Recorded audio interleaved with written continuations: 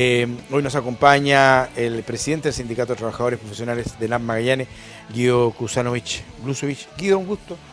Buenos días. Bienvenido. Gracias Hola, por Guido. la, Buen por día, la invitación.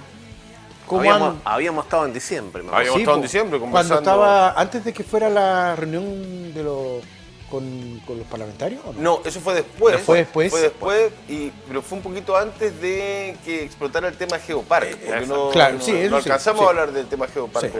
con Guido, el VDR. ¿Tema complejo, Geopark? Muchísimo. Es la punta del iceberg, como nos señalamos nosotros, de una crisis del esquema de los CEOP y de la industria en general. Del esquema de los CEOPS. Ahí hay un punto muy interesante que tú planteas hace un par de semanas. Sí. Dice, el problema, no sé si no es Geopark puntualmente, sino que es el formato de la externalización de la producción de los bloques o de los pozos, para que la gente lo entienda, ¿no? Porque de repente uno, con los tecnicismos de la empresa y toda la gente de repente queda media colgada. Pero en rigor, ENAP externalizó hace muchos años. El Estado. Bueno, el Estado. Bueno, pero a través de ENAP, ¿no? Es que por eso la figura... Ya, claro, lo que pasa es que la el figura- Estado, entonces uno siempre se ha quedado con la duda si la compañía es una empresa estatal o no es una empresa estatal. Eso también es otra figura, porque a propósito que tú me estás diciendo, no, el Estado, no, bueno, también aclarémoselo a la Pero gente. hay que retrotraerse al 2007, cuando era ministra de Minería Karen Ponieczek. Ponieczek. Y se armó un esquema que áreas que no eran de interés de NAP, el Estado las licitó. Y llegaron una serie de empresas acá a Magallanes, fueron 5 o 6 bloques que se licitaron. Tanto el vino Total, vino YPF, vino una empresa austriaca, varias. Y en eso es lo que se hace un contrato entre el Estado de Chile y los privados. Ya, no entre ENAP No entre y los privados, entre el Estado de Chile y los privados. y en alguno de esos bloques entró ENAP como socio. Exactamente, con YPF básicamente, ¿no? Exacto. En su momento. Y con Geopark también. Y con Geopark, no sé si al mismo tiempo o posterior, pero bueno, Anterior, sí, ya. anterior. Pero voy a irme nuevamente al origen. Según ENAP, no eran de interés o no eran de interés para ENAP. ¿Por qué no eran de interés? Porque también existe el mito de que gente que trabajaba, ejecutivos de ENAP, que decían, no, acá ya no hay más gas, por ejemplo. O no, acá no hay petróleo. Y después llegaban, se iban de ENAP, llegaban a esta empresa privada y mágicamente si había gas o si había petróleo. ¿Eso cómo lo entendemos o cómo se lo explicamos a la gente? Porque esto de que sectores que no eran de interés para la empresa, chupalla, pero ¿por qué no eran de interés? ¿Por alguna cuestión específica? ¿Porque no existía recurso? ¿Porque no existía plata para invertir en la empresa? ¿Por una cuestión de voluntad política? ¿Por qué? Porque después mágicamente aparecen recursos. Aparece gas, aparece petróleo en esos sectores donde habían ejecutivos de NAP que decían, no, acá no hay nada. Y después ese ejecutivo mágicamente aparecía de gerente de una empresa privada produciendo. Porque en ese tiempo no había voluntad de seguir invirtiendo en los hidrocarburos. Y, Ese es el tema. Y Y ninguna entonces- fiscalización, porque se le creía a un tipo que se le creyó varias veces a tipos que después fueron gerentes en las empresas y se llenó los bolsillos de las empresas, no privadas. Pero también hay que, las mismas palabras de Geopark, ellos su cuenta dice que han invertido 1.200 millones de dólares en Magallanes. Entonces esos 1.200 millones de dólares, ¿lo hubiese invertido en esas áreas? O sea, no estaba la voluntad de hacerlo, No por eso estaba la externalizaron. Y yo escuché de primera fuente, un gerente de la época dijo, ¿sabes qué? Esas son áreas marginales, no son de interés. Dejémoslo para una empresa más pequeña. Yo escuché lo mismo, po. Para que tenga digamos, otro esquema de... Pero esas empresas más pequeñas terminaron siendo gerenciadas por ejecutivos de NAP. Bueno, por Y familiares del gerente que dijo eso. Exactamente. Y ganando mayor recurso que la propia empresa del petróleo. No sé, me imagino que fueron mucho más exitosos, ¿no? Y que esas empresas ganaron mucho dinero en los primeros años. Y después trabajar en conjunto. Sí, pero todo eso hay una historia para escribir. Sí, libros, no uno, varios y libros. hay historias, hay varias. Pero lo que nos enfrentamos ahora, que en ese esquema, un contrato entre el Estado y los privados, donde participaba ENAP después dijo, volvió a tener la oportunidad, porque muchos de estos bloques del 2007 y lo posterior que se hizo el 2010, contemplaban que ENAP era parte de estos bloques, sobre todo el contrato del 2010, y después podía confirmar si hacía inversión adicional. Ok. ¿Y en si no lo varias- hacía? Quedaba el privado solo. El privado solo. Y en el caso del bloque de YPF fue así. Ya. Se perforaron los pozos, después había que hacer las pruebas de los pozos y en su minuto había que colocar $1 millón para probar los pozos. Y los gerentes de la época decidieron llevar esa plata a México por una ronda de negociación que había en México. Y YPF probó los pozos y los pozos dieron petróleo y gas. Y YPF se quedó solo con los pozos. Y ENAP no participó. No participó. Prefirió ir a poner las platas a México. Exacto. Y ahí viene la empresa que está en Tierra del Fuego, porque después YPF tuvo algunos inconvenientes y vendió, porque ya con la crisis que tenía en Argentina, vendió su participación y entró a esta empresa y quiere colocar en producción los pozos. Le dicen, ¿sabes qué? No te doy contrato. ENAP. Sí. Y lo mismo está pasando con Geopar, que dice, ¿sabes qué? El contrato terminó el 31 de enero y las nuevas condiciones son estas, que son totalmente distintas a las anteriores. Y por lo tanto, ENAP dice, ¿sabes qué? Yo tengo que optimizar mis recursos, digamos, y mi negociación comercial me da que estos son los precios que yo estoy dispuesto a pagar. Ya, espérate. Y si Geopar dice perfectamente, y si no se llega a un acuerdo con ENAP, ¿ENAP va a hacer la pega o esas cuestiones van a quedar tiradas, esos pozos? Bueno, Geopar lo que me ha manifestado que con esos precios no puede sustentar su operación. Exactamente. Por lo tanto, cerró los pozos de petróleo y se mantiene actualmente con los pozos cerrados de gas. De gas. Hasta que logre un acuerdo, porque el gas también tiene condensado asociado y cuando no tenga capacidad de almacenar ese condensado, también va a implicar el cierre de los pozos de gas. Ya. Que ahí tiene un contrato con Metale. Entonces, todo lo que has conversado es más o menos para contextualizar, pero para llegar a la conclusión de lo que tú dijiste hace un par de semanas, Guido, es el formato de los CEOPS lo que llegó, yo no sé si a su culminación o si terminó este ciclo de CEOPS, 15 años fueron aproximadamente, ¿no? Sí. 15 años. ¿Tú dices que no da para más los CEOPS? La definición la tiene el ministerio. Porque saquemos a ENAP de en medio, porque ENAP está con una situación que define que es comercial. Sí. Démosle beneficio de la duda, porque ahí también puedo explayarme, pero ya. Hay una evaluación comercial y dice, ¿sabes qué? No me favorece comprar este petróleo. Ya. Prefiero comprar petróleo en África, en Brasil, y lo traigo a refinar aquí a Gregorio. Es bien increíble eso, ¿eh? Pero bueno. Pero eso es lo que plantea. Sí, porque, sí. ya. Después vamos a hablar de Gregorio, Ya. pero... ya. Entonces vamos al ministerio. El ministerio, por lo que está dado en estos contratos, tiene la prioridad de compra de la producción. Porque obviamente que si invita a gente a invertir en Chile, tiene que darle las facilidades para que esa producción se pueda comercializar. Si no, no tiene sentido. Como tú vas a invitar, digamos, a alguien que venga a invertir y después dice, sabes que pero no te compro tu producción. Y es más, lo que dice la ley, que esto se favorece para reemplazar importaciones de petróleo. Exacto. No para que siga importando. Claro. Entonces, lo invita, esta gente invierte, hace sus pozos, perfora, y cuando llega el minuto de comprar, dicen, no, sabes que no te compro. A través de ENAP, que es el poder comprador. Sí. Entonces, el ministerio debería decir, ¿sabes qué? Yo lo compro. Tienen la facultad de hacerlo. Tienen la facultad de hacerlo, ya, perfecto. Normalmente lo ha hecho a través de ENAP, que es la empresa del Estado. Ya. Pero si ENAP dice, ¿sabes qué? A mí no me favorece estas condiciones, Podría comprarlo el ministerio. podría comprarlo el ministerio. ¿Y qué hace con eso el ministerio? Bueno, lo puede exportar, pero genera un poder comprador. Ok, ya, perfecto. Y el ministerio han pasado 10 días y no ha dicho Nada. nada. Ahora, yo sé lo que piensa el ministerio.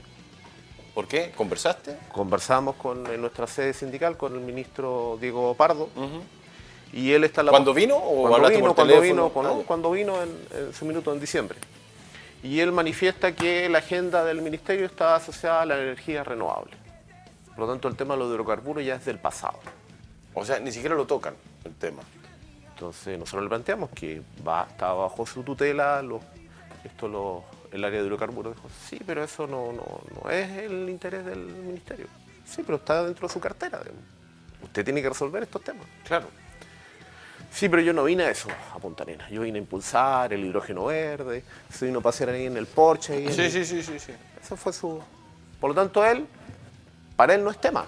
Pero es gravísimo eso. Pues. Entonces, si no es tema para el ministro, yo le aviso, porque él es abogado, que probablemente se van a comprar un juicio. Claro, por abandono de deberes. Y un juicio, digamos, de las empresas que... Internacional. A la cual se les debe. Claro. No, y están dejando en el aire porque no les ofrecen que vengan a producir algo que después no le quieren comprar. Y el ministerio cuando terminas de perforar y exploras todo, digamos, tú declaras comercialidad, que se llama. Hay toda una formalidad de la ley. Digamos. Declaro comercialidad y el Estado te da una concesión de 20 años. Ya. Por lo tanto, lo que implica esto, que es el valor de la producción que tiene, de la reserva que se llama, que se va a explotar en 20 años. Es el valor comercial de lo que se expone el ministerio por no ser diligente en esta gestión. Entonces, ¿nos sobra plata a nosotros para asumir un juicio de esa...? No creo, ¿no? Entonces, la racional le dice, bueno, ¿sabes qué? Lleguemos a un acuerdo que favorezca a la industria. Pero aquí me recuerda esto que anda ahí en las redes sociales, que una madre le dice a los hijos que les voy a contar un secreto. La vaca no da leche. ¿Cómo? Le dicen. Sí, la vaca no da leche. Hay que ordeñarla. Y para eso hay que levantarse a las 4 de la mañana a ordeñarla. Y antes de eso hay que limpiar toda el área para que todo salga bien. Y hay que alimentar la vaca, hay que tener un campo. Todo eso hay que hacer para que salga la leche. Lo mismo pasa con los hidrocarburos. Los servicentros no dan combustible. Eso nace de un petróleo que sale de un pozo, que hay una refinación, transporte, todo. Pero parece que aquí el ministro piensa que el servicentro es una fuente inagotable de combustible. Es llegar y ir a poner, y todo lo que está detrás No existe. no existe. O ya fue ya, es del pasado. Claro. Y toda esa cadena de valor es por obra y gracia del Espíritu Santo. Es el nivel de ignorancia que hay. Pero, espera, a ver, yo entiendo que el ministro es el que toma la decisión, ¿no? Sí. Pero me imagino que acá hay, o sea, no me imagino, hay autoridades, existe una delegación presidencial, ¿no? Que puede empujar el tema, que puede llamar a Santiago, que puede hacer gestión, que le puede decir al ministro pronúnciese, o la propia delegación presidencial pronunciarse, o el propio ministerio, o las carteras de las seremías acá relacionadas con el ministerio en Santiago. Deberían hacer la gestión, deberían conversar, El salir. ministerio se está haciendo la de Pilato. Pero y acá también, pues nadie ha hablado del tema. Salvo ustedes como sindicato, la denuncia que hacen los trabajadores de Geopar, que son 200 aproximadamente, ¿no? Entre propios y terceros, sí. 200. Ya, más o menos 200. Y aprovecho de darle un saludo también a los Trabajadores de Geopar, que deben estar dirigentes muy preocupados, ¿no? Sí. Porque tampoco ellos tienen claridad de lo que va a pasar. Por lo menos están pendientes de las conversaciones y esto puede tornarse crítico, señalan ellos, en abril. En abril sería crítico, digamos, y serían 200 puestos de trabajo y obviamente 200 familias magallánicas, sumados a los que están asociados a la empresa que está en el Tierra del Fuego, que son toda la gente que tenía YPF, digamos, y hablamos ahí de 50 personas más, o sea, 250 familias magallánicas que ven en peligro su fuente laboral. Por una indefinición del ministerio. Sí, me parece bien ilógico este silencio. Ayer, cuando conversábamos el tema no austral, mismo, sí. Exactamente lo mismo. No habla la empresa, no hablan las autoridades. Sí, alguien dijo, estamos levantando estrategias. Pero eso que no significa nada, ¿no? Y acá pasa exactamente lo mismo. Porque a nivel local lo han podido conversar con las autoridades, con como decía Mauricio, la delegada, con los Nosotros seremi. solicitamos entrevista con el gobernador, está afuera, digamos, creo que retorna la semana que viene. Así que esa va a ser una de las primeras gestiones que vamos a realizar. Esto está en conocimiento de la Seremi de Energía, porque estuvo la reunión con el ministro en su minuto.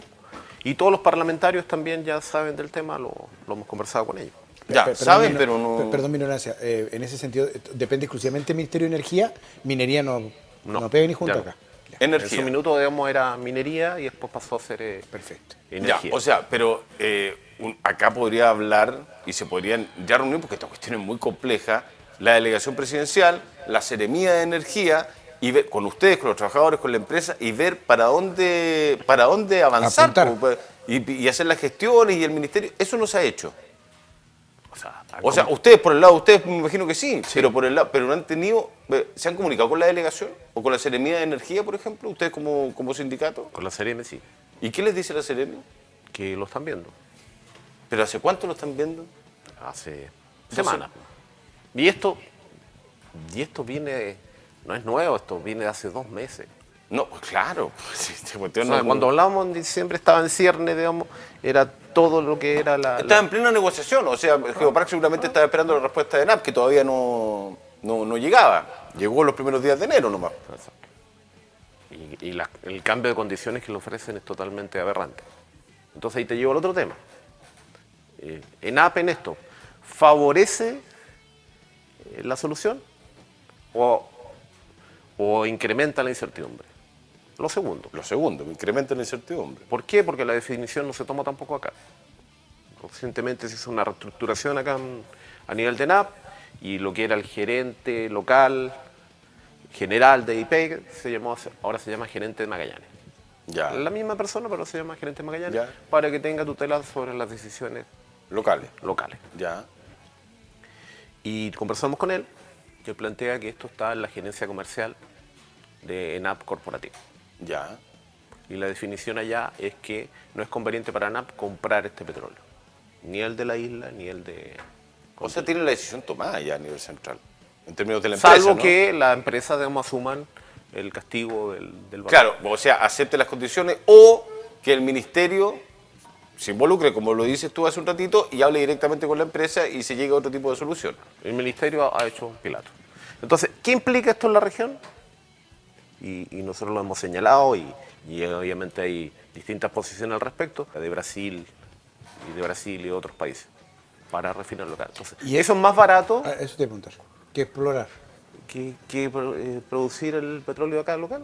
Es una locura. Entonces estamos favoreciendo trabajo Extranjero. extranjero. De otra parte. Haciendo el parangón con las vacas, Sí. digamos, o sea, estamos comprando leche importada. Exactamente, teniendo las vacas por ordeñar acá. Claro. Ahora, Pero, perdón, ¿y qué hace que sea más caro? eso. ¿Qué hace que ¿Por sea qué es más caro? acá? No es más caro. Lo que pasa que después de todas las vueltas que hemos dado, aquí yo creo que hay una definición que no la han transparentado a nivel del gobierno, que no quieren de la industria de los hidrocarburos. Ya, yo a eso quería llegar. Entonces, bueno, que lo digan. Claro, ese es un punto muy importante porque existe a esta altura, más que sensación de que parece que hay una decisión tomada por parte del gobierno, de este gobierno que administra el Estado hoy en día, de que los hidrocarburos no más y que van a ir por otras vías energéticas. ¿Ya? Por eso obviamente está el tema y se le ha dado tanto ínfula al tema del hidrógeno o del amoníaco en rigor para que se haga hidrógeno en otros países del mundo, pero que no más los hidrocarburos. Es una decisión tomada. Esto sería bueno que lo salga a explicitar la Seremi de Energía, la delegación presidencial, Luz Bermúdez o Karin Fierro, quien sea, representantes del gobierno, el propio ministerio, que haya un comunicado, porque esta incertidumbre, aparte de ser súper mala consejera y compañía, ¿no? Y para las proyecciones de cualquier inversor, cualquier protagonista de la industria de los hidrocarburos que puedan venir o no a la región, tienen que estar las líneas bien establecidas, tienen que estar los caminos que quiere trazar un gobierno sumamente claros y transparentes. Y el silencio lo que hace es dudar de la veracidad de lo que se dice y si están o no están escondiendo algo. Porque si es así, bueno, díganlo. ¿Y qué es lo que se viene? ¿Qué vamos a hacer? ¿Qué es lo que se proyecta? Lo que nosotros recomendamos ahí, y de hecho se lo vamos a plantear al gobierno regional, que si no hay interés a nivel central de seguir con esta industria, bueno, que la potencie el gobierno regional. Porque la decisión la tienen que tomar los magallánicos. En ese caso la Cormac. Claro, nosotros somos socios de la De Cormac. la Cormac. Entonces, si al gobierno central no le interesa, ¿Ya? que puede ser legítimo. Sí, no, Puede ser legítimo. O sea, que lo digan. digan. Que lo digan. Entonces, bueno, los magallánicos podemos decidir qué industria queremos tener. Si tenemos la industria del petróleo por 77 años, que se cumplió en diciembre del descubrimiento del petróleo en Magallanes, bueno, ¿por qué otro va a definir que esta industria va a morir? No, y desde Santiago. ¿Y de Santiago? Pero vuelvo a mi pregunta anterior en el sentido, Guido. ¿Cuánto significa hacer eso? Porque comparar un gobierno regional versus un Estado, hay una gran diferencia en tamaño, en capacidad económica. ¿Cuánto podría significar asumir esa responsabilidad por parte del ¿Se gobierno puede regional? hacer? ¿Se ¿Y puede cómo? hacer? ¿Y cómo? Se puede hacer. Se puede hacer. Y bajo la misma ley. ¿Ya? ¿Por qué? Porque En su minuto, Ruiz Di Giorgio, en el año 92, salió la ley del Fondema, Sí, Sí. que era avisorando que los hidrocarburos iban a terminar en el año 92. así imagínate. es. Entonces, bueno, que un porcentaje que era el 5% de las ventas fueran al Fondema, Fondo de Desarrollo de Magallanes, para hacer el reemplazo de la industria. Ir preparándose para ir invirtiendo en otros proyectos. Ya. Otro tipo de energía, era proyectos productivos para Magallanes. Y el año 2007, con otra modificación, que en ese minuto lo llevó adelante la senadora Goich, se amplió esto a los CEOP, diciendo, bueno, van a venir CEOP, entonces corresponde que esos CEOP, la producción que ellos logren, también tenga afecto ese 5% al Fondema, Ok, que es el 5% de los ingresos totales. sí. Que No es recibe. menor, es harto. Y eso va directo a los fondos regionales. Por lo tanto, ese Fondema, claro, que en este minuto es una cuenta, digamos, no es que está la plata. Sí, sí, sí, sí. Ustedes saben cómo se maneja. Digamos. Exactamente. Está ahí, pero si lo quieres cobrar, te dicen. Es como la AFP, digamos. Claro, claro, exactamente. Tienes tanto, digamos, anda a Sí, cobrarlo. anda a cobrarlo, anda a sacarlo. Anda a sacarlo. Pero está. Y eso podría potenciar inversiones en Magallanes a través del Fondema. La cuenta que hemos sacado nosotros, y nadie la ha desmentido, que a la fecha, entre estos dos bloques, el gobierno regional ha perdido $400.000 Ya, a la fecha. ya. Tú hablabas, Iván, de los 155 millones que aportó la comuna Sí, a los bomberos. A los bomberos. Estamos hablando de $400.000, que al 300... cambio 320 millones de pesos, Exactamente. que podría haber financiado, o sea, es el triple, De la puerta bombero. y eso directo a las arcas regionales, ¿En cuánto? ¿En cuánto? en el periodo este de los 6 meses. De los 6 meses, porque desde septiembre que la empresa La Isla no puede producir, desde febrero que están cerrados los pozos de Geopar, Ok. y toda la cuenta, digamos, de aquí en adelante en marzo van a ser $120.000 Más. más. Y va cayendo. Claro. Y no es que eso lo vas a recuperar en un periodo de 2-3 meses. No, eso se perdió ya. Porque estamos que la vaca no te va a dar la leche que nos dio el No, día entero, exacto, ya se perdió, ya está. ¿cierto? Nadie lo ordeñó. Nadie la ordeñó. ¿Ustedes han conversado con el gobierno regional de este tema en particular? Lo ¿Con Jorge conversamos Frías? en su minuto, digamos, cuando estaba el otro escenario con la comisión investigadora, Sí. con el ingreso nuestro a la Cormac. Y la continuidad de eso era la solicitud que nosotros hicimos de audiencia, que se va a concretar seguramente los primeros días de marzo. De marzo, ya. Pero no alcanzaron a hablar antes del escenario. No. Ya, ok. Ya. No. ¿Este tema no entró en la comisión investigadora o sí? No. No. ¿Debió haber entrado?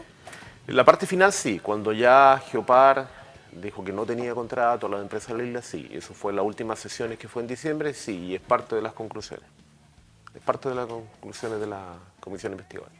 Ah, es parte de la última comisión. Sí. Ya. No se trató acá en Magallanes, pero sí en las sesiones posteriores, sí. En Valparaíso. Sí. ¿Y cuál es la visión de los parlamentarios locales cuando tú has conversado con ellos? Que no hay voluntad del ministerio de solucionar el tema. Pero ¿y voluntad de ellos de solucionarlo? Porque está bien, porque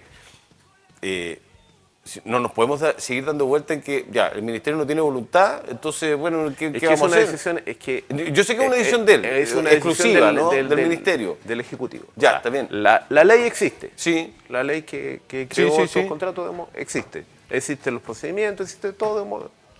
Ahora, la voluntad que eso se cumpla es del Ejecutivo. Exactamente. Pero para que haya una respuesta, uno tiene que ir a peñiscarlo. Bueno, entonces, para eso, los parlamentarios obviamente los diputados tienen un rol fiscalizador. Tal cual. Y eso es lo que van a hacer verde. ¿Por qué no se están cumpliendo con estos contratos? Bueno, hay que decir que estamos en el periodo de asueto, de vacaciones parlamentarias, hasta el 11 de marzo, parte de el nuevo periodo legislativo, así que por estos meses los parlamentarios no están en sus funciones, ¿ya? Podrían hacer gestión igual, perfectamente, ¿no? Si no es necesario que esté el periodo legislativo abierto para que puedan hacer gestiones, pero están de vacaciones, no sé si todos, pero no hay periodo legislativo. uno espera que en marzo, lo que pasa es que en marzo como que todo lo tiramos para marzo. No solamente los permisos de circulación, los colegios, las matrículas y todas las cuentas y todo, sino que estas cuestiones también. Y esto no debería tirarse para marzo. Uno entiende de que las autoridades no deberían irse de vacaciones sin tener solucionado o avanzado algunas cosas. Eso es como que un poquito entendible. O bien poco entendible. Bueno, y si vamos a la otra arista, que confirmemos la percepción que tenemos Ya. que el No Ministerio quieren más. y el gobierno no quiere más los hidrocarburos. Ya, Entonces, ¿cuál es la alternativa? exacto. Entonces, la alternativa son los renovables, perfecto. Ya. Entonces, ¿cuál es la inversión estatal en hidrógeno verde? ¿Cuál es la inversión proyectada al 2023? ¿Cuál creen ustedes? Cero. Cero. No se ha hecho nada. Entonces, Tampoco sabemos si ENAP va a ser parte de la industria del hidrógeno. no, el plan de inversiones que nosotros tuvimos a la vista no contempla inversión en ese ítem este año, por lo menos. O sea, van a ser solo privados los que van a entrar a la industria del hidrógeno acá. Y con vías a la exportación. Entonces, ¿a qué vamos a volver? Yo quiero ser bien claro, obviamente que uno está por renovar la matriz energética, pero quieren que volvamos a la leña y el carbón. Bueno, Eso quieren. al carbón no creo porque ya cerraron en invierno. Sí, pero Se puede traer de afuera. podemos ir a pirquinear las minas ahí en Al río las Las minas Minas de Altas. Loreto, claro. Sí. Es algo ridículo. Entonces, no puedes tener una transición energética si no haces la planificación adecuada. La matriz energética de Magallanes, salvo los aerogeneradores que están ahí en Cabo Negro, Cabo Negro. el 95% es de hidrocarburos. Fundamentalmente gas natural y lo otro que son los combustibles que se utilizan. Y los combustibles que se utilizan en Magallanes no se refinan en Magallanes. Vienen de Biobío o de ¿Ya refinados? refinados, que es el diésel y la gasolina. ¿Por qué? Porque nunca hubo la voluntad De de Gregorio. invertir en los procesos adicionales que requería Gregorio. Y si hubiésemos invertido en esos procesos adicionales, ¿tendríamos combustible más barato? Tendríamos ¿O podríamos- combustible más barato. de ¿Cuánto Chile. más barato? Por lo menos, digamos, si está en 1.200, 1.000 pesos, 200 pesos menos. Un 20%, un 10%. Ya. Y sería combustible con sello magallánico. Eso hoy día ya es imposible. ¿No? Técnicamente es factible. Falta voluntad. No, y de lucas, porque me imagino que es una inversión potente eso, ¿no? Claro, pero nosotros hemos planteado este tema ante a la gente de refinación. Y la gente de refinación sabe que ese proyecto no es rentable. ¿Pero por qué no es rentable? No, porque tenemos disponibilidad de gasolinas en la refinería, por lo tanto a nosotros solamente mandamos un barco a Magallanes y los magallánicos pagan el diferencial de precio. Por lo tanto, para ENAP invertir en la refinería de Gregorio no genera más ingresos. ¿Se entiende la lógica? O sea, la cuenta la tienen que pagar los magallánicos. En el traslado. Y esto lo saben todos. Y debiese ser un deber del Estado, no de la ciudadanía. O sea, si lo veo yo, me imagino que debería ser una cuestión... Entonces lo que nosotros planteamos, y disculpen la irreverencia, pero nosotros deberíamos plantar la bandera de la región en la refinería y, ¿sabes qué? Nosotros hacer la inversión en la refinería y ser autosuficientes en los combustibles. ¿Eso lo pueden hacer a través de la Cormac, por ejemplo? Bueno, eso es lo que queremos motivar a través de la gobernación. Bueno, se supone Pero que para eso también hay que tener cojones, como se dice. ¿Y Lucas? No, cojones. más que lucas, ¿Más que Lucas? Sí. por... Porque se autofinancia. O sea, tú dices que los recursos están, el punto es la toma de decisión y que como magallánicos Pero, tomamos la decisión y ejemplo- decís, ¿sabes que lo vamos a hacer? Sí, si en el fondo tienes el petróleo que se produce acá en Magallanes. Tienes petróleo. Para todo debemos ser autosuficientes. Lo que hay que cortar estos lazos que no se justifican. Y perdón mi ignorancia, Guido, pero ya, me estoy poniendo la figura de la gobernación toma esta decisión a través de la Cormac. La Cormac, ¿qué hace en Gregorio? ¿Compra a Gregorio? ¿Arrienda a Gregorio? ¿Cómo es la figura? Porque ellos pondrían los recursos y todo el tecnicismo para que Gregorio hiciera combustible para toda la región. Pero ¿cómo es el proceso? Porque Gregorio es de ENAP. Las cosas primero se decretan. Entonces, ¿sabes qué? El gobierno regional dice ya, ¿qué es lo que hay que hacer para tener combustible refinado acá en Magallanes? ¿Qué se requiere?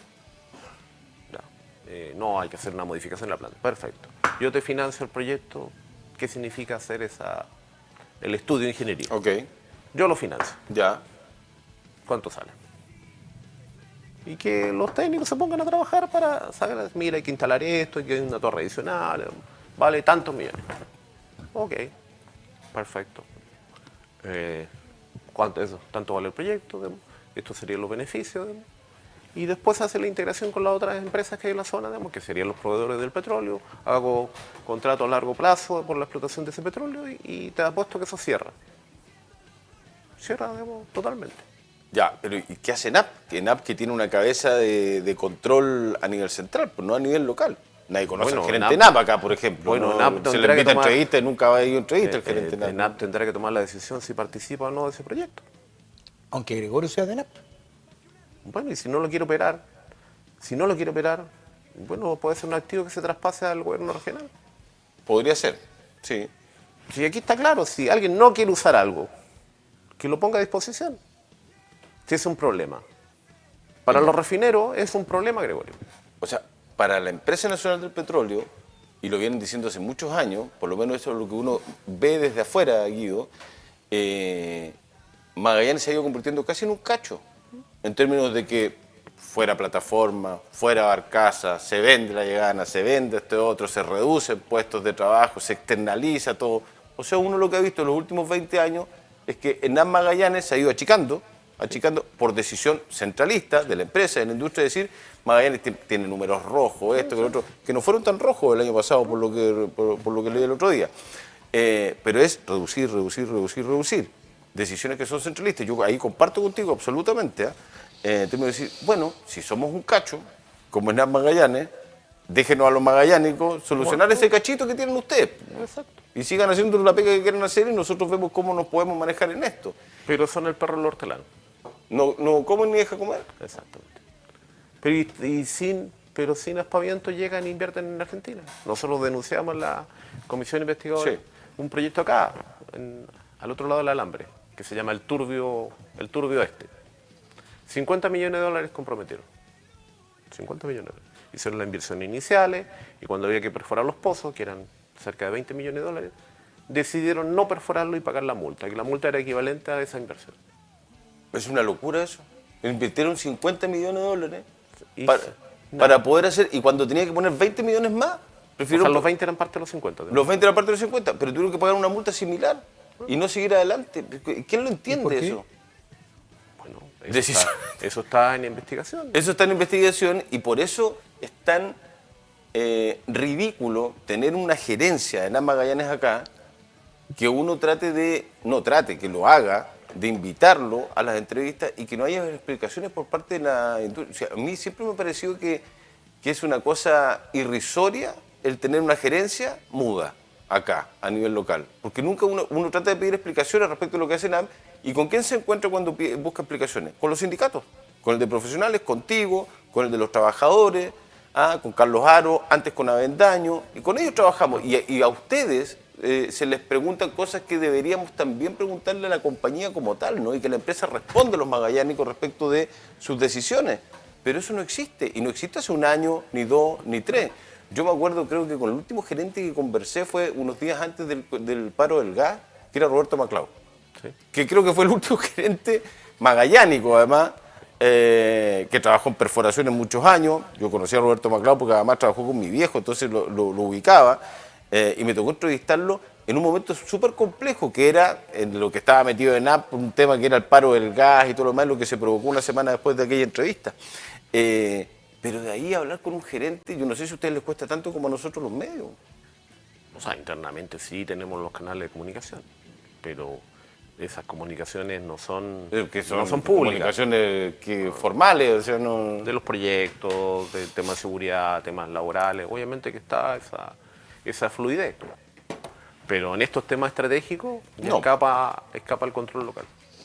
Yo quiero no salirme del tema, pero quiero fusionar lo que estamos conversando con lo que se conversó acá ayer con los presidentes del presidente y secretario del Sindicato de Trabajadores de Nova Austral. Y más que nada por la mirada de Tierra del Fuego. Está claro que el mundo del petróleo nace en Tierra del Fuego como historia, Y ayer conversábamos la posibilidad que existe de cerrar Nova Austral y que eso dejaría sin trabajo 600 trabajadores, 600 familias, X cantidad. Y yo le decía a Mauricio, qué lástima que Porvenir dependa de una empresa privada, porque hoy día tampoco depende del petróleo. ¿Cuánta presencia tiene ENAP hoy día en Tierra del Fuego que podría hacer revivir a Porvenir, ejemplo? ¿Tiene esa capacidad o no tiene hoy día esa capacidad la industria del hidrocarburo en Tierra del Fuego? Tierra del Fuego es, por su naturaleza, digamos, está destinada a ser, digamos, la gran productora de petróleo de la Patagonia. Ya. Se produce al otro lado y perfectamente se pueden reactivar una serie de pozos. Hay petróleo no convencional en Tierra del Fuego, está demostrado, hay investigaciones que ha hecho ENAP, perforaciones de pozos, y no existe la voluntad de producirlo. Por lo tanto, si eso se reactivara, te lleva a otra dimensión en actividad en Tierra del Fuego. Esta nueva empresa que reemplaza YPF tiene un plan de inversión de $30 millones. Ya. En esa área. Que obviamente depende que si alguien le va a comprar la producción. Obvio. Si no, no.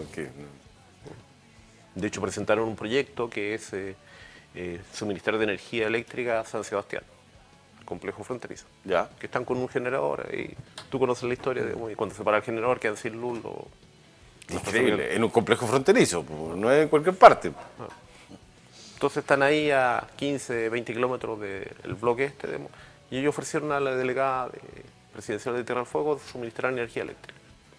Y bueno, está presentado el proyecto, y están interesados, digamos, en hacerlo, pero depende obviamente de la voluntad del gobierno. Del gobierno. Y se le presentó al gobernador. Entonces, ese tipo de cosas genera desarrollo. Y el Fondema, con la modificación, obviamente que es para toda la región, la última modificación. 35 millones de pesos, aprox. Entonces, ¿qué nos favorece a nosotros? Que exista producción.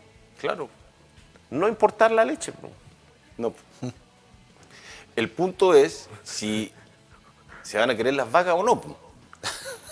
O quieren dejar las vacas metidas allá en la esquina del campo, sin ordeñarlas y sin producirlas y sin tocarlas. Entonces, claro, cuando tú preguntas, Iván, respecto de, ya, perfecto, se llega a cerrar Nova, ¿podría la empresa asumir ese espacio que va a quedar vacío? Claro. Sí, lo que pasa es que las autoridades no se pronuncian ni de Nova ni de los hidrocarburos.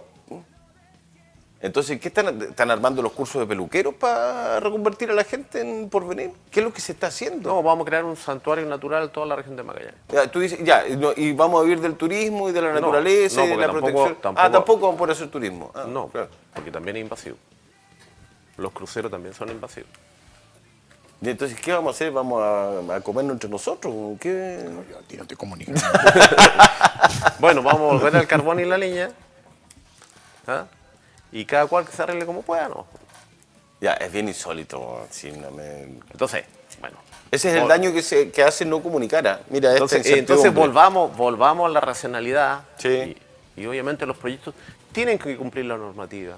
Tienen que cumplir la normativa ambiental. Aquí no estamos hablando de una industria del 1900 que hacía lo que quería, como fue en Estados Unidos o en otras áreas. Hay una normativa ambiental, hay toda una regulación. Existen fiscalización. Entonces, bueno, vamos a la racionalidad de lo que hay que hacer.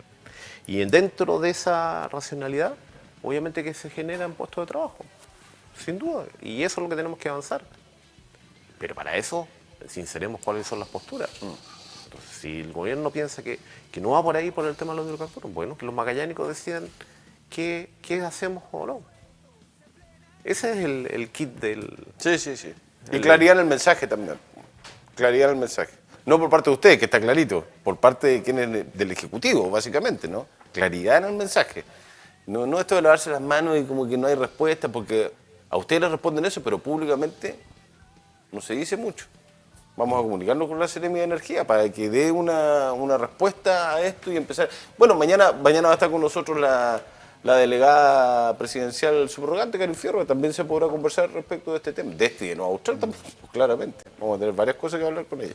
Ahora, el tema es cómo articulamos todo esto con una visión de futuro. Y eso no se dice, no se expresa. Entonces, al alero del, insisto, al alero de la Cormac se puede hacer mucho. Pero también hay que hacer las tareas. ¿Has tenido la opción de conversar con alguien de Geopark, no trabajadores, con algún representante de la empresa? ¿Sí? ¿Puedes contarnos Con el algo? compañero de trabajo también. Porque también en la industria, digamos, Se conocen gente, todos. gente que varios de los que están ahí eran trabajadores de ENAP. que ENAP en su minuto los desvinculó, Sí, hace la palabra, sí. y ahora son parte de esa compañía. Y obviamente que están muy preocupados porque las inversiones que ellos tienen podrían ir a fortalecer otros proyectos que tienen, por ejemplo, en Colombia. ¿Y hasta cuándo hay? ¿Cuál es el plazo que nos tenemos que poner? O que este escenario te invita a proyectar. ¿Cuáles son los plazos de esto? Porque no puedes estar esperando ni Geopark, ni los trabajadores, ni nadie puede estar esperando todo el año y sin que haya una resolución, respuesta. Los plazos que existen son que Geopark cerró los pozos de petróleo, ¿Ya? ahora en febrero. ¿En febrero? Sigue produciendo los pozos de gas, ¿Ya? y eso podría durar hasta mediados de marzo.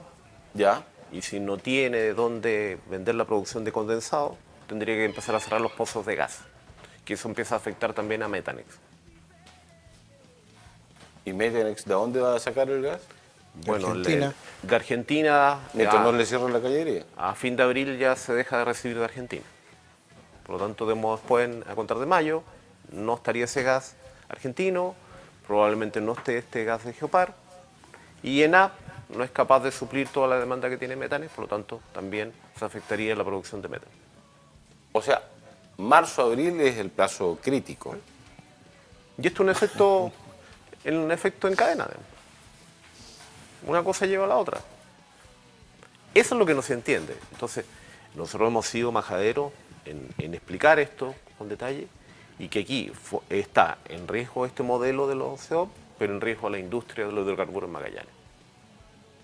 Y nosotros, obviamente, que somos los representantes de los trabajadores, vamos a hacer todo para defender la fuente de trabajo de todas las familias. Si en el entorno de la industria, comparando todas las industrias, la salmonera, sigue siendo la principal la de los hidrocarburos, acá en Magallanes. Ahora, yo sí... Si sumas todos los trabajadores, ENAP tiene 1.100 trabajadores propios. Y eso, multiplícalo por 2,5, que son la cantidad de contratistas que hay, empresas de servicio. O sea, 3.500 en total. 3.500 personas. Sumamos a estas otras empresas y llegamos fácilmente 4.000. a 3.000 trabajadores. Directo e indirecto. Sí, Después sí. todo lo que significa en servicios, comercio. La salmonicultura anda por ahí, ¿no? ¿Están Pero como es que por hay ahí? mucha gente que no vive Va acá. y en viene. Magallanes. Ah, no, sí, pues tienes razón. Pero hablemos gente que vive acá. Sí. Ya. Son 3.000 familias. Por 4 son 12.000 personas. Sí. Y que es parte de la historia de la región. Entonces, ¿eso qué se va a borrar con qué? ¿Qué vamos a hacer? ¿Vender artesanía en la plaza? Ahora, Guido, hay una cosa, y creo que lo hemos conversado en otras ocasiones acá.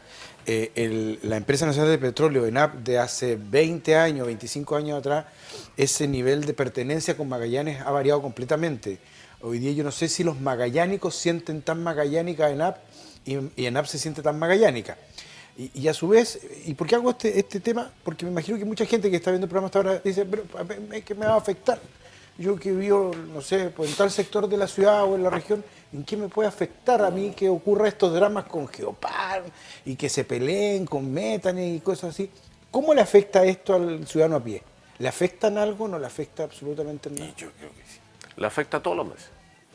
Porque ¿Por el valor de los combustibles? por el valor de los combustibles y la disponibilidad de combustible Y del gas, ¿no? y del gas. Pero vamos a los combustibles. Ya. El esquema actual es que dependemos de un barco que viene cada 25 días a Magallanes. Si ese barco no llega, o si ese barco no puede descargar la producción por temas climáticos, Punta Arenas queda sin combustible. Así que simple. Sí, porque el combustible no llega por camión. ¿Te acuerdas que lo explicamos la otra vez? sí. Llega por barco y llega a Cabo Negro, ¿no? Sí, Cabo Negro y Gregorio. Sí, Gregorio. Dependemos de ese barco. Ya pasó en enero que por horas digamos, no hubo suministro de diésel en los servicentros. Entonces, si esa logística no está aceitada y no se dan las condiciones climáticas, por ejemplo, si hay un temporal de 2 semanas, Sí. No el llega. barco va a estar ahí Ahí a la gira y no va a poder atracar. sin combustible. Es tan endeble, ¿eh? Es súper Pero- frágil. Entonces, no se entiende. En el tema del gas, hace unos años atrás decían que el gas había que traerlo a Argentina. ¿Para qué invertir en gas en Magallanes si Argentina tenía muchísimo gas? Y nosotros nos opusimos tajantemente. Y el tiempo nos dio la razón. ¿Sí? Pero sí es mucho más barato en Argentina. Digamos, y estamos integrados con Argentina. Digamos, somos hermanos. Sí, bueno, y Argentina privilegia sus propios intereses y las inversiones.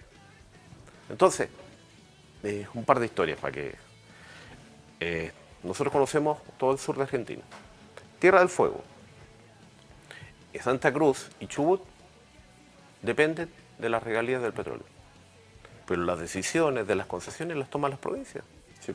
Claro, Pero porque tienen un está- sistema autónomo está el también. Estado federal. Un Estado federado. Y las regalías que vienen de eso son las que generan el soporte de todas esas Del provincias. desarrollo económico de Después esas está el tema provincias. turístico en Tierra del Sí. Fuego, digamos, y en parte en Santa Cruz, digamos, pero el fuerte de la economía son las empresas. Entonces, semana a semana publican nuevos descubrimientos, ahora publicaron descubrimientos no convencionales en Santa Cruz, y es una industria que para ellos no están en esta parada, ¿sabes que vamos a hacer renovable Santa Cruz? No. La visión es absolutamente distinta. No, ellos dicen, ¿sabes qué? Vamos a tener el tema de los hidrocarburos digamos, por los próximos 20, 30 años, y si no lo sacamos, son recursos que se pierden. Sí. ¿Y qué? Lo vamos a importar. Entonces, hacer la decisión racional de mejorar la calidad de vida de los habitantes en base a los recursos que tienen. Después, en el tema local, el padre del presidente de la República fue gerente acá de refinería y él impulsó un proyecto cuando se podía de distribuir combustible desde Caleta de Olivia hasta Ushuaia. Salían camiones de acá, de Gregorio, a suministrar esos combustibles. Porque la norma lo permitía, digamos, Sí. como había una disimilitud de normas, entonces combustible. Y él impulsó todo ese trabajo. Entonces ahora, el hijo de ese gerente quiere matar la industria del hidrocarburo en Magallanes. Esa es la gran pregunta, ¿no? Porque no tenemos una respuesta certera ni clara, aún.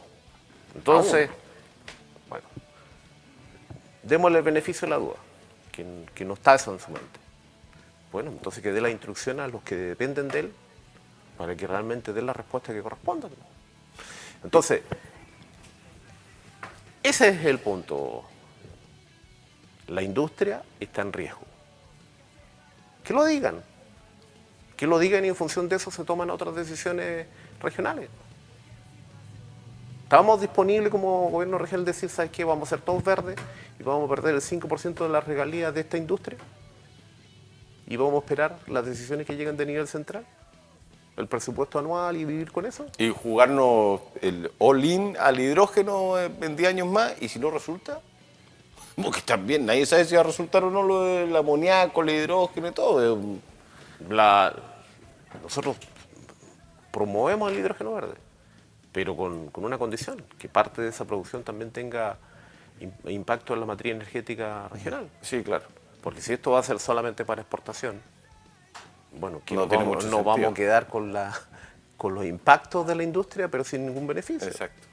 Entonces, si se van a producir combustibles sintéticos, esos combustibles sintéticos, digamos, la cobertura que debería tener, primero que nada, es de los combustibles que se usan en Magallanes. En vez de depender del barquito, digamos, que eso vaya a los servicentros de Magallanes. Sí, absolutamente.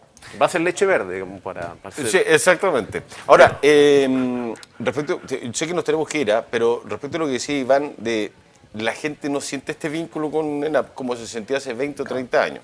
Absolutamente. O sea, hay quienes estudiamos gracias a la Empresa Nacional del Petróleo, ¿ya? Yo siempre lo he contado. Pero fue la misma empresa la que empezó a generar este destete, desvincularse de la sociedad magallánica.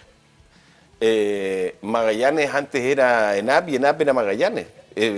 Una cuestión así de simple en la década del 80. Era ENAP, Magallanes, ENAP, uno lo relaciona. Hoy día la gente no tiene ningún vínculo, salvo los trabajadores, obviamente, y la familia de los trabajadores que tienen un vínculo, pero no hay una cuestión social que uno diga, uy, ENAP es parte nuestra, como si se sentía hace 30 años. Pero eso es culpa y responsabilidad de la empresa. Eso fue una estrategia. Absolutamente. Yo te puedo Una estrategia, ventilar conversaciones con gerentes donde decía, ¿sabes qué? El problema acá es que acá en Magallanes todos se conocen. Todos se conocen y todos se apoyan. ¿Y cuál es el problema? No, es que no puede ser, hay que destruir esas redes. Increíble, bueno. Hay que destruir esas redes porque esa es la manera que nosotros controlemos Magallanes. Entonces mandaban gerentes que no tenían ninguna relación. Cero. Y hay un que fue emblemático, Sí. que era estaba en rol. Estaba de lunes a jueves en Magallanes y el fin de semana lo pasaba en En Santiago. Santiago, sí. Vivía en el edificio un poco. No. Entonces, Una estrategia.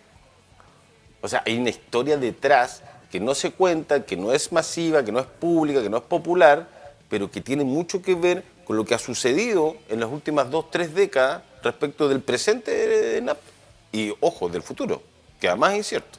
bueno, pero ahí esto tiene dos patas. También los magallánicos lo hemos permitido. Ah, bueno, sí. Sí, es así. Porque también aquí a algunos los seducen los espejitos de colores y han transado principios en función de ciertos privilegios. Nosotros no. Nosotros frente a esto tenemos una posición y en todas las instancias lo vamos a plantear. Y disponible para generar un debate. Lo ideal sería aquí tener una visión contrapuesta. Tal cual. Nosotros disponibles, ni un problema. Pero nadie contesta. No, ni Nadie los contesta. Ahora, lo que apuntan a que nosotros nos cansemos. Y yo creo que por ahí va un poquito la mano. Y ¿sabes qué? El mensaje que es para todos ellos, nosotros nos recargamos día a día. Y día a día, cuando nos levantamos y tenemos la brisa magallánica, seguimos trabajando por esta región. Y eso no lo tienen ellos, porque nosotros estamos por convicción, no por interés económico. Guido Kusanovich, presidente del Sindicato de Trabajadores Profesionales de la Empresa Nacional de